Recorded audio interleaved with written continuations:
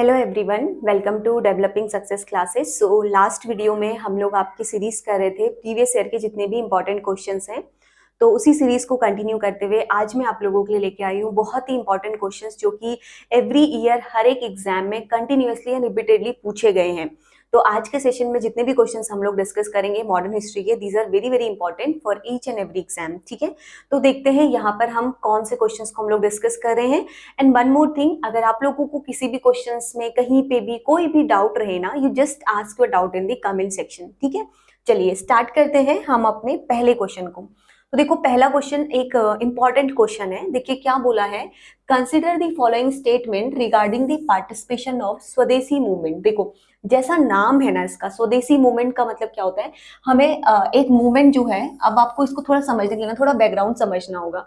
देखिए modern history जो हमारा स्ट्रगल पीरियड है ना, मॉडर्न हिस्ट्री को एक्चुअली में दो पीरियड में डिवाइड करा गया है।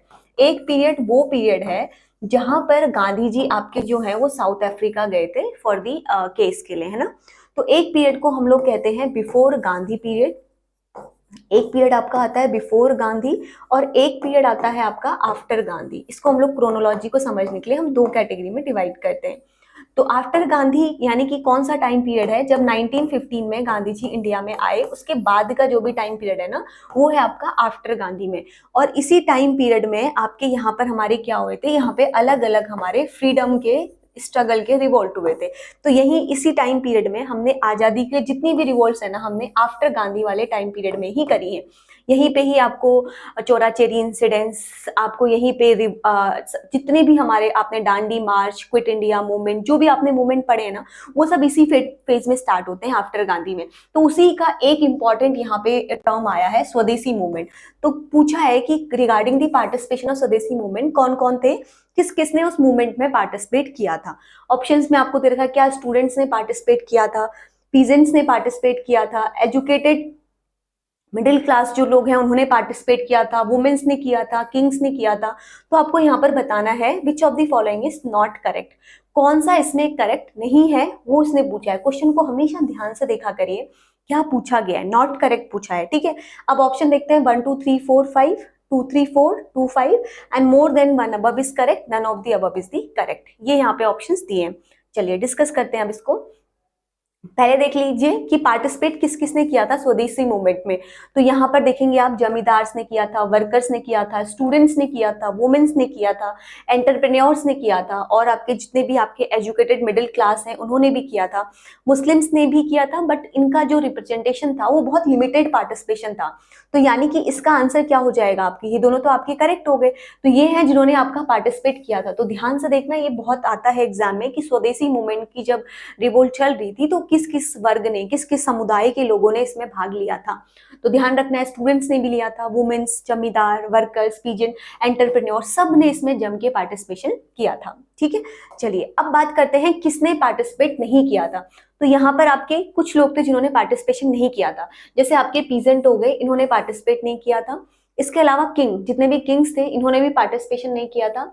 अपर मिडिल क्लास के लोगों ने पार्टिसिपेट नहीं किया था। ट्राइब्स ने यहाँ पर पार्टिसिपेशन नहीं किया था, बिकॉज ट्राइबल का जो रिवोल्ट है वो आपने अलग ही पढ़ा होगा। ट्राइबल रिवोल्ट में संथाली अपराइजिंग, भीम, ये सब आपके ट्राइबल रिवोल्ट्स में आते हैं। तो ट्राइब्स ने यहाँ पर इस रिवोल्ट में पार्टिसिपेशन नहीं किया था। तो आंसर हो जाएगा इसका आपका सी इज द करेक्ट आंसर। ठीक है, चलिए अब देखते हैं नेक्स्ट क्वेश्चन को। नेक्स्ट क्वेश्चन देखिए क्या है, हर एक स्टेटमेंट में आपको एक इंपॉर्टेंट टर्म्स देखने को मिलेगा।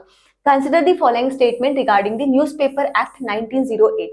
तो 1908 में जो न्यूज़पेपर एक्ट आया था उसके रिगार्डिंग यहाँ पे कुछ ऑप्शंस दिए गए हैं। देखो सबसे पहले क्या कह रहा है, it was aim to curb the moderate nationalist activity.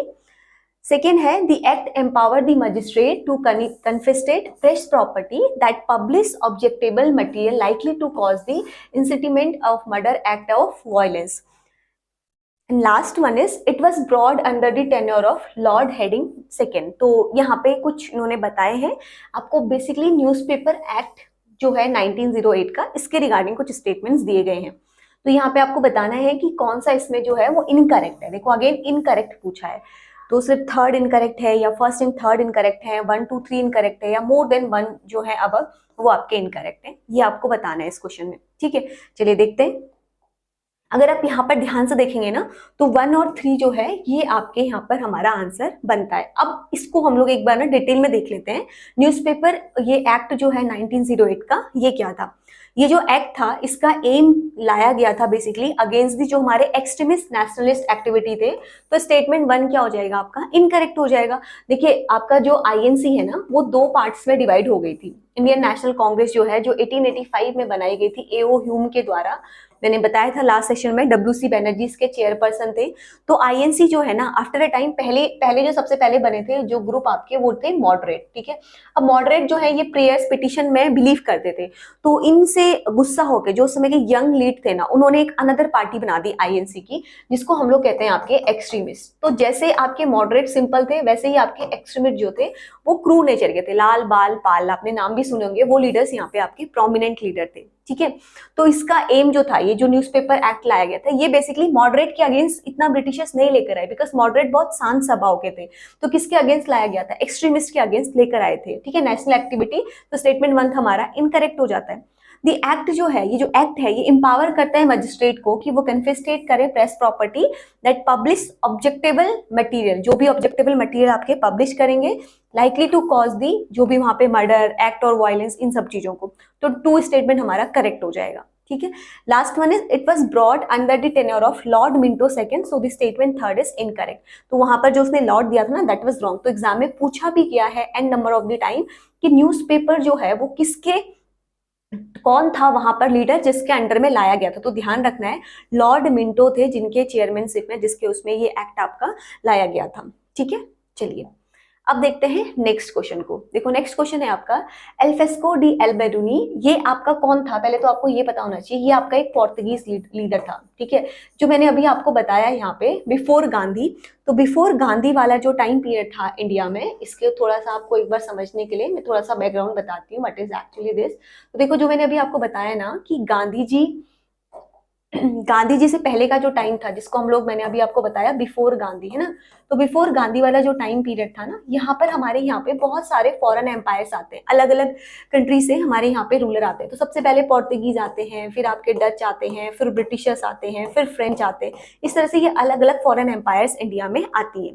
तो एल्फ्रेस्को डी एल्बुर्नी जो है ये आपका विच of the following Indian territories ने कैप्चर किया था, ये इस क्वेश्चन में पूछ रहा है। तो ये कौन था? ये आपका एक पोर्तुगीज लीडर था, ठीक है। Calicut, due and Goa more than 1 above is the correct. ये आपको बताना है कि क्या इसमें करेक्ट है। देखते हैं करेक्ट आंसर। तो करेक्ट आंसर यहाँ पे आपका है गोवा। तो एल्फ्रेस्को डी एल्बेरुनी जो था ये इसने आपका सक्सीड किया था फ्रांसिस्को डी अल्मेडिया को, जो अपॉइंटेड गवर्नर थे आपके 1505 में, कहाँ पे? पोर्तुगीज गवर्नर जो कि इंडिया में आए थे। इन्होंने आपका सिक्योर किया था पुर्तगाल को। पुर्तगाल आपकी जो है स्टैटिक कंट्रोल था इंडियन ओशन में बाय यहाँ पर इन्होंने एस्टैब्लिश किया था base overlooking all the entrance of the sea. तो पोर्तुगीज जो थे इन्होंने आपका अंडर दी अल्बुर्नी इन्होंने आपका क्या किया? स्ट्रॉन्ग हुड किया और इंट्रोड्यूस किया उस पर्टिकुलर एरिया में permit system for the another ship. जितने भी अनदर शिप, देखो पहले तो आज तो हम लोग बहुत सारे अनदर ट्रांसपोर्ट वे का यूज करते हैं for travelling the one country to another country और अनदर कंट्री से ट्रेड करने के लिए, but in the time of ancient medieval and modern वहां पे बेसिकली आपका शिप रूट का ही यूज किया जाता था। तो इन्होंने क्या किया? इन्होंने आपका एक परमिट सिस्टम इंट्रोड्यूस कर दिया था जो भी अनदर शिप्स हैं उनके आने के लिए, और एक्सरसाइज किया था control over the major ship building centres in the region. उसके अलावा जितने भी उस पर्टिकुलर रीजन में मेजर शिप बिल्डिंग थे वहां पर भी वो उसने अपना कंट्रोल दिखाया था, ठीक है।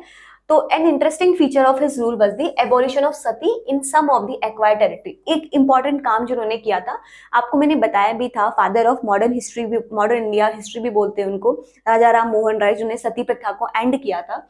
तो इनके कुछ इंटरेस्टिंग फैक्ट ये हैं कि इन्होंने आपका एबॉलिश किया था सती को उस पर्टिकुलर एरिया में जिनको इन्होंने एज एन टेरिटरी एक्वायर किया था। 1510 में इन्होंने आपका कैप्चर किया गोवा को from the sultan of Bijapur से, which is fortified and made the chief trading ports and permanent naval base in India. उसके बाद इन्होंने वहां पर उस पर्टिकुलर एरिया में अपना एक परमानेंट नवल बेस बना दिया। नीनो सा चूना जो है ये आपके गवर्नर ऑफ पुर्तगाल थे जिन्होंने इंटरेस्ट दिखाया इंडिया में इन कब? 1529 में। बाद में इन्होंने क्या किया, अपनी जो कैपिटल थी शिफ्ट कर दिया हेडक्वार्टर को पोर्तुगीज गवर्नमेंट से, किसको दे दिया? कोच्चि टू गोवा दे दिया। ठीक है, it was the French governor general Dupleix जो आपका सपोर्टेड था the claim of the Muzaffar Jung during the second Carnatic war, जो कि आपकी हुई थी 1749 से लेके 1754 तक। ठीक है, चलिए अब बात करते हैं next question. Next question is very important and very interesting. देखो, who started the theosophical movement in New York? New York में किसने किया था? बाद में उन्हीं को विजिट करने के लिए वो इंडिया आई थी और उन्होंने ही यहाँ पर आपका फिर होम रूल मूवमेंट में भी पार्टिसिपेट किया था। मैडम हेलेना, उसके बाद है एनी बेसेंट, बाल गंगाधर तिलक एंड स्वामी विवेकानंद। तो आप इसमें कुछ ऑप्शंस तो आप एलिमिनेट कर सकते हैं। देखिए, स्वामी विवेकानंद का तो कोई लिंकअप ही नहीं था इन चीजों से, है ना। तो अब आप बताइए आंसर क्या हो सकता है? इनके बारे में पढ़ा भी होगा आपने। ये थी मैडम हेलेना, ये कॉलोनियल MS ऑलकुट, जिन्होंने आपका फाउंड किया था थियोसॉफिकल सोसाइटी न्यूयॉर्क में। 1882 में इन्होंने उसको बाद में शिफ्ट कर दिया था हेडक्वार्टर, कहाँ पे? मद्रास में। तो इसका पर्पस ये था इस सोसाइटी का कि वो फॉर्म करें एक nucleus of the universal brotherhood of humanity without distinguish of the race, creed, sex, caste, किसी के भी बेसिस पे हम लोग डिस्क्रिमिनेशन ना करें। एक इस तरह की सोसाइटी को क्रिएट करना, एनकरेज करना to study the comparative religion, philosophy और साइंस को। इन्होंने आपका बहुत ज्यादा ऑपिस भी किया था चाइल्ड मैरिजेस को, एंड एडवोकेट किया था एवोल्यूशन ऑफ जितने भी आपके कास्ट बेस्ड डिस्क्रिमिनेशन होते थे उसको भी इन्होंने आपका किया था। ठीक है, अपोज किया था उसको भी। बाद में क्या हुआ in India after the death of, जब इनकी डेथ हो गई तो इन्हीं की ही एनी बेसेंट जो थी उसने ही इसको आगे आपका लीड किया था और ये आपकी प्रेसिडेंट बनी थी 1907 में। तो जो ये मूवमेंट था ये आपका पॉपुलर हो गया था जब एनी बेसेंट जो है इसकी प्रेसिडेंट बनी थी इस पर्टिकुलर सोसाइटी की, है ना। और she laid the foundation of stone of central Hindu college in Banaras in 1893।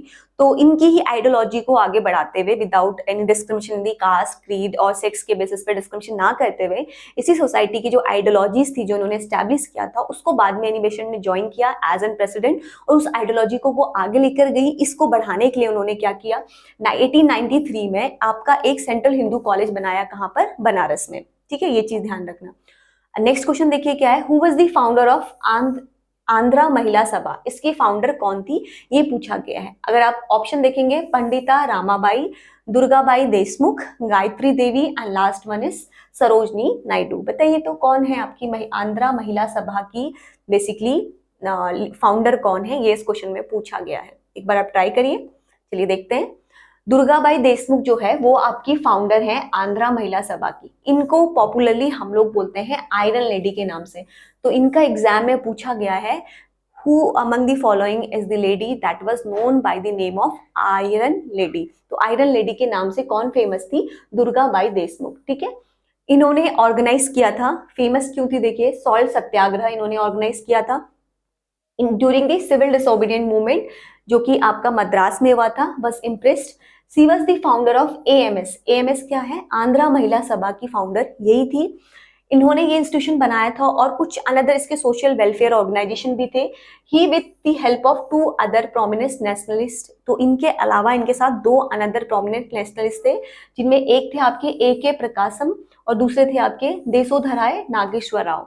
तो इन्होंने स्टार्ट किया था इस प्रोमिनेंट मूवमेंट को। ठीक है, ये आपकी अरेस्ट भी हुई थी और इनको जेल में भी डाला गया था for is involvement in the movement of her had has ban. उसके बाद इनका जो मूवमेंट था उसको बैन कर दिया था बिकॉज इनको अरेस्ट करके जेल में डाल दिया गया था। She also edited the journal known as Andhra Mahila. ये जर्नल भी लिखती थी आपका Andhra Mahila and also inspired women to rebel against the meaningless social constant imposed on them. And last one is the she was the member of constituent assembly. ये आपकी constituent assembly की मेंबर भी थी। This is again the important point. ठीक है, ये ध्यान रखना है। चलो अब बात करते हैं सरोजनी नायडू, जो यहाँ पे ऑप्शन में दिया था ना, ये बहुत इंपॉर्टेंट है, ये बहुत बार एग्जाम में पूछा भी गया है। सरोजनी नायडू को हम लोग पॉपुलरली नोन है Nightingale of the India and the nationalist poetess. ठीक है, नाइटिंगेल ऑफ इंडिया के नाम से कौन फेमस है? इनके जो निक नेम है ना, iron lady, nightingale angle of India, इन सबको आपको ध्यान रखना है कि कौन किसको इन निक नेम से जाना जाता है। तो ये she was the married of doctor Govind Julla Naidu 1898 में under the guidance of Gopal Krishna Gokhale. ये बनी थी फर्स्ट वुमेन जिन्होंने पार्टिसिपेट किया था इंडिया के स्ट्रगल में फॉर द इंडिपेंडेंस। ये ध्यान रखना, ये पहली वुमेन थी जिन्होंने पार्टिसिपेट किया था इंडिया के स्ट्रगल में फॉर द इंडिपेंडेंस के लिए। इन्होंने आपका पार्टिसिपेट किया था in the Dandi march with Gandhi ji and presided over the Kanpur session of Congress in 1925। तो 1925 में जो कांग्रेस का कानपुर सेशन हुआ था उसमें भी इन्होंने आपका प्रिजाइड किया था, ठीक है।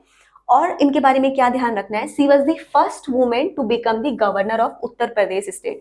तो ये पहली वुमेन थी जो आपकी गवर्नर बनी थी, कहाँ की, उत्तर प्रदेश की। ये भी आपको ध्यान रखना है, this is again very very important point. पूछते हैं कि फर्स्ट गवर्नर जो बनी थी उत्तर प्रदेश की वो आपकी सरोजनी नायडू ही थी। अब नेक्स्ट क्वेश्चन देखिए, the Gandhi Irwin pact was associated to which of the following movement of India. Important question है, गांधी जी और इरविन के, लॉर्ड इरविन के बीच में आपका एक पैक्ट हुआ था, तो किसके बीच में हुआ था, किस मूवमेंट का पार्ट था, ये पूछा गया है।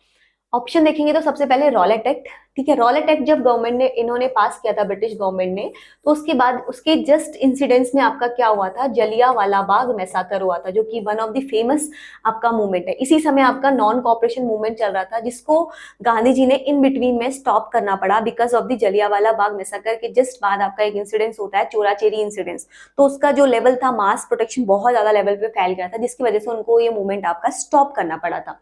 तो सिविल डिसोबीडिएंट मूवमेंट से था, या नॉन कॉपरेशन मूवमेंट से था, या quit India. Quit India is the last revolt जो कि हमारी 1942 में हुई थी। इसके बाद हमें इंडिपेंडेंस मिल गई थी 1947 में। ये लास्ट रिवॉल्ट था जो हमने ब्रिटिशर्स के खिलाफ किया था। इसके बाद हमारी कोई भी रिवॉल्ट और कोई भी वॉर नहीं होती है ब्रिटिशर्स के साथ, ठीक है। अब इसका आंसर है आपका गांधी इरविन पैक्ट जो है वो आपका एसोसिएटेड था सिविल डिसोबीडियंस मूवमेंट से। तो ये एग्रीमेंट जो है ये आपका साइन हुआ था महात्मा गांधी और लॉर्ड इरविन के बीच में। ये आपका कब साइन हुआ था, 1931 में हुआ था। इसमें arrange before the second round table conference in the London.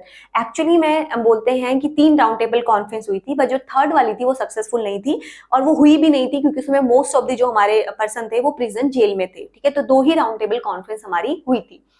उसके बाद बोला है एज पर the Gandhi Irwin pact Gandhi ji discontinued the civil disobedience movement and agree to attend the second round table conference, ठीक है। इसके बाद गांधी इरविन पैक्ट जब हुआ तो गांधी जी जो थे उन्होंने डिसकंटिन्यू किया सिविल डिसोबीडियंट मूवमेंट को, जैसा मैंने आपको बताया, एंड एग्री हो गए कि वो अटेंड करेंगे सेकंड राउंड टेबल कॉन्फ्रेंस को, ठीक है।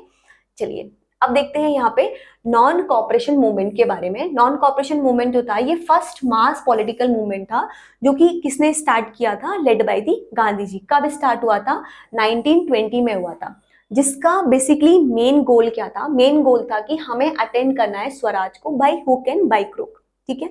Rowlatt act is the one of the very important act. Rowlatt act आपका पास हुआ था 1919 में।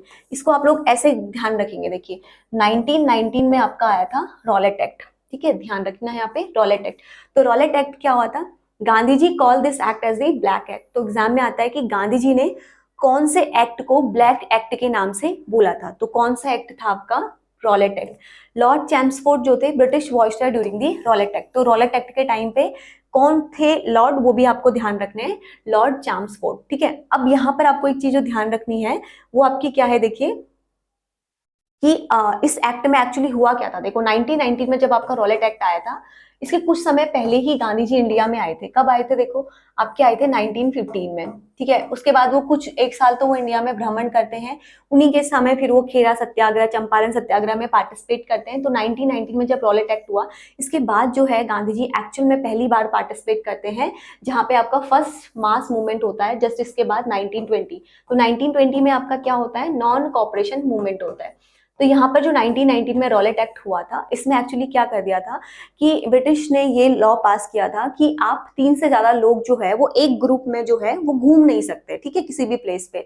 तो सडन क्या हुआ, उस दिन बैसाखी का डे था, तो सारे जो पंजाब कम्युनिटी के जो लोग हैं वो आपकी एक जगह इकट्ठा हुए थे टू सेलिब्रेट दी बैसाखी। तो इनको क्या लगा अंग्रेजों को कि इन्होंने हमारी बात नहीं मानी। तो यहाँ पर जो जनरल डायर था उसने क्या किया, चारों तरफ से एरिया को सीज करके अंधाधुंध वहां पे फायरिंग कर दी, जिसकी वजह से वहां पर बहुत सारे लोगों की जानें चली गई। तो जलियांवाला बाग मैसाकर जस्ट इसी समय हुआ था, 13 अप्रैल 1919 के दिन। तो अब उसके चक्कर में गुस्सा हो गए जितने भी इंडियंस थे, सबके मन में आपका ब्रिटिशर्स को लेके एक एग्रेसिव नेचर जो था वो इंसर्ट हो चुका था। तो 1920 में इन्होंने आपका क्या किया, नॉन कॉपरेशन मूवमेंट जो था, जो गांधी जी ने स्टार्ट किया था फॉर द फ्रीडम के लिए, तो अब क्या हुआ, साथ के साथ जब गुस्सा हुए तो बगल में आपका चोराचेरी इंसिडेंस हो जाता है। तो चोराचेरी इंसिडेंस क्या होता है कि इंडियंस जो हैं एक ब्रिटिश पुलिस स्टेशन में जाके बंद करके उसको उसमें आग लगा देते हैं।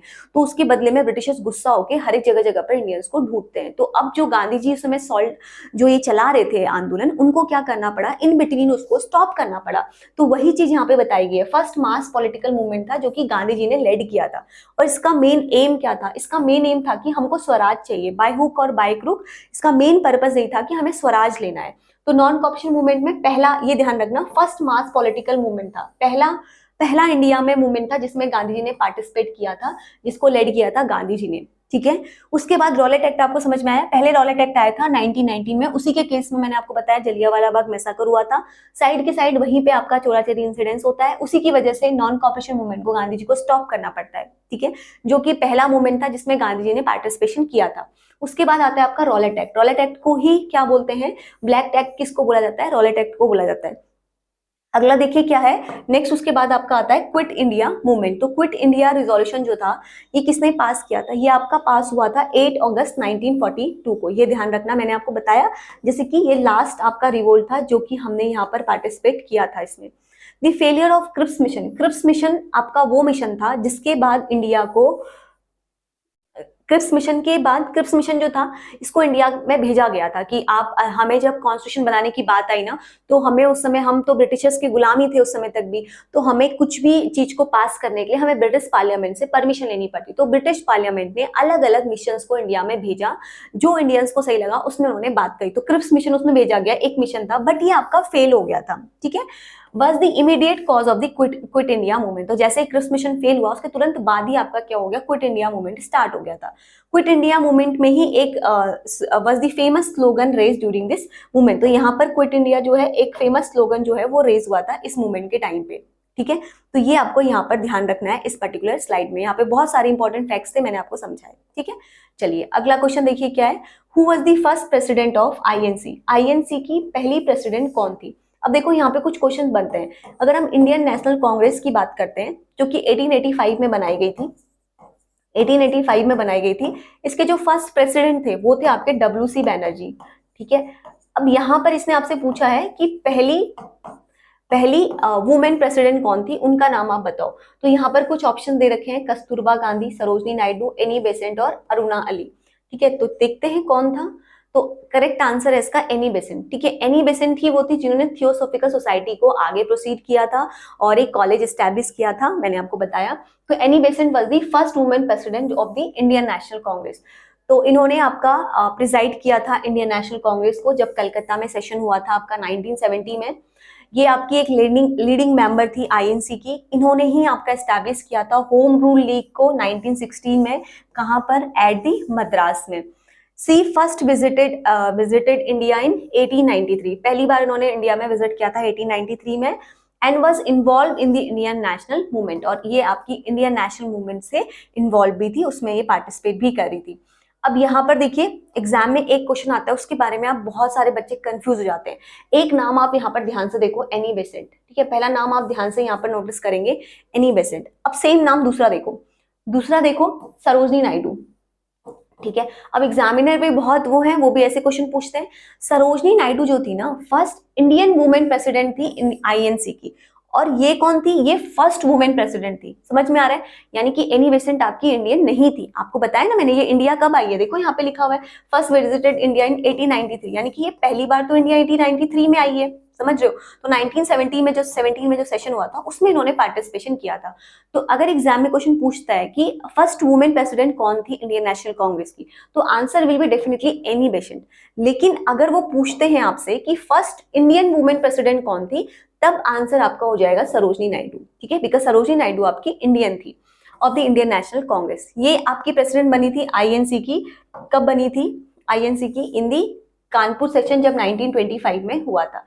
इनको ही टाइटल दिया गया है नाइटिंगेल ऑफ इंडिया, जो मैंने अभी आपको बताया, for his contribution in the field of poetry writing. तो ये बहुत अच्छी पोएट्री राइटिंग करती थी, उसके लिए इनको ये टाइटल आपका दिया गया था। सी वॉज कॉल्ड दी भारत कोकिला, इनको भारत कोकिला के नाम से भी हम लोग जानते हैं। She was the first women to hold the office of governor in the dominion of India. तो जब हमारा इंडिया का कॉन्स्टिट्यूशन एस्टैब्लिश हो गया था, सब चीजें बन गई थी, तो पहली वुमेन थी जो आपकी गवर्नर भी बनी थी, अभी आपको मैंने बताया भी था। सी became the governor of United province इन 1947। तो यूनाइटेड प्रोविंस आज के टाइम में आपका कौन सा स्टेट है? यूपी। तो यूपी की ही फर्स्ट गवर्नर आपकी ये बनी थी। तो इनके बारे में ये ध्यान रखना है, this is the very very important. ठीक है, तो आपको ये दोनों में कंफ्यूजन नहीं है ना?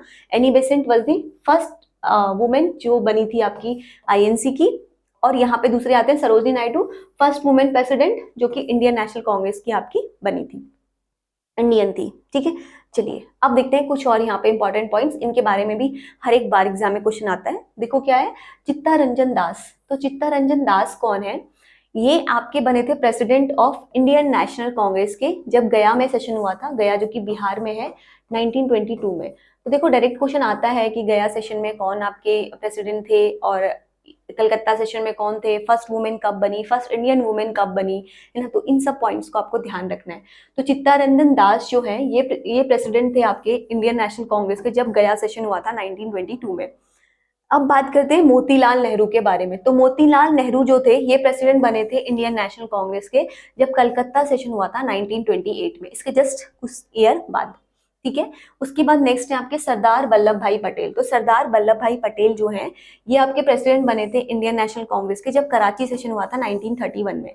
तो आपको इन सब सेशंस को ना ध्यान रखना है, कब कौन बना था। यहाँ पे 1928 में बने थे, एक आपके बने थे 1922 में। तो 1922 में चित्तरंजन दास, मोतीलाल नेहरू आपके बने हैं 1928 में, और 1931 में बने हैं आपके सरदार वल्लभ भाई पटेल।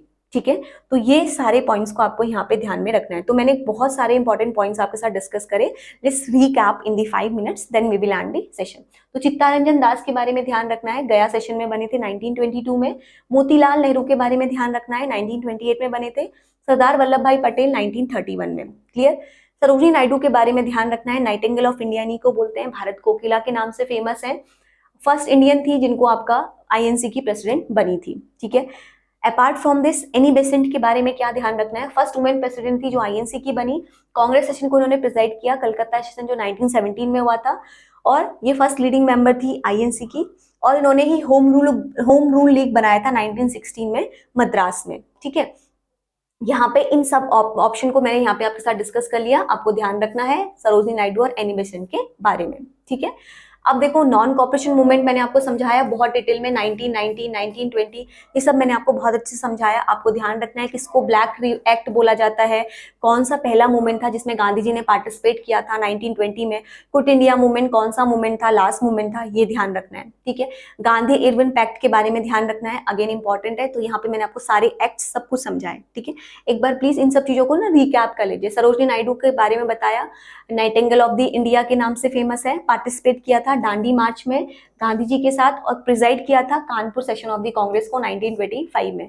अपार्ट फ्रॉम दिस इनके बारे में क्या ध्यान रखना है, फर्स्ट वुमेन थी जो बनी आपकी गवर्नर उत्तर प्रदेश की। ठीक है, और यहाँ पे मैंने आपको दुर्गाबाई देशमुख के बारे में बताया, जिनको हम लोग आयरन लेडी के नाम से जानते हैं, एंड सारे पॉइंट्स यहाँ पे बनाए गए हैं। She was the member of constituent assembly की भी ये मेंबर थी। ठीक है, तो इन सबको आपको ध्यान रखना है। एनी बेसेंट के बारे में आपको बताया, एनी बेसेंट ने ही थियोसॉफिकल सोसाइटी इसको आगे बढ़ाया था, ये इंडियन नहीं थी, ये इंडियन 1893 में आई थी। ठीक है, किसने एस्टेब्लिश किया था ये ध्यान रखना, मैडम हेलेना ने आपका थियोसॉफिकल सोसाइटी एस्टेब्लिश किया था, बट उसको आगे बाद में जो लेकर गई थी वो आपकी एनी बेसेंट थी। ठीक है, अब उसके बाद आपको ध्यान रखना है एबॉलिशन ऑफ सती किसके टाइम पे आया था, ये लोग क्या करते थे आपको बताया, एल्फ्रेस्को डी एल्बरूनी जो कि पोर्तुगीज रूलर था, इसी के समय पे चीज आई, इन्होंने परमिट का सिस्टम लगाया था। ठीक है, तो कौन कौन से पावर आए वो भी बताया मैंने आपको, न्यूज़पेपर के बारे में बताया 1900 एक्ट में जो आया था। ठीक है, ये सब पॉइंट्स भी हमने डिस्कस करे। अपार्ट फ्रॉम दिस जो सबसे पहला क्वेश्चन हमने डिस्कस किया था, स्वदेशी मूवमेंट में किस किसने पार्टिसिपेशन किया था, तो ये सब चीजें आपको यहाँ पर ध्यान में रखनी है। तो यहाँ पर मैंने आप लोगों के साथ डिस्कस करे कुछ बहुत ही ज्यादा इंपॉर्टेंट क्वेश्चन, और बहुत सारे टॉपिक को मैंने यहाँ पे क्लियर किया with the help of questions. If you have any doubt, कहीं पर भी कोई भी डाउट रहे ना, तो just ask your doubt in the comment section. अब मिलते हैं नेक्स्ट सेशन में और बहुत ही ज्यादा इंटरेस्टिंग वीडियो के साथ, एंड आप लोगों की कोई सजेशन है, you can suggest your suggestion in the comment section. तो मिलते हैं नेक्स्ट सेशन में। Thank you so much for joining us, thank you.